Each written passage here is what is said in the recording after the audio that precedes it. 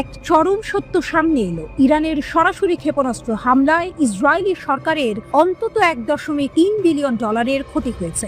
Israeli অধিকৃত অঞ্চলগুলোতে প্রকাশিত একটি শীর্ষস্থানীয় হিব্রু ভাষার অর্থনৈতিক সংবাদপত্র দ্য মার্কারের প্রতিবেদনে এই চাঞ্চল্যকর তথ্য উঠে এসেছে। ইরানের প্রতিশোধমূলক সামরিক অভিযানের কারণে ইসরায়েলি সরকার কমপক্ষে $1.3 বিলিয়ন ক্ষতির সম্মুখীন হয়েছে। এটি কেবল একটি সংখ্যা নয়, ইসরায়েলের সামরিক ও অর্থনৈতিক অবকাঠামোর উপর ইরানের হামলার প্রত্যক্ষ ফল।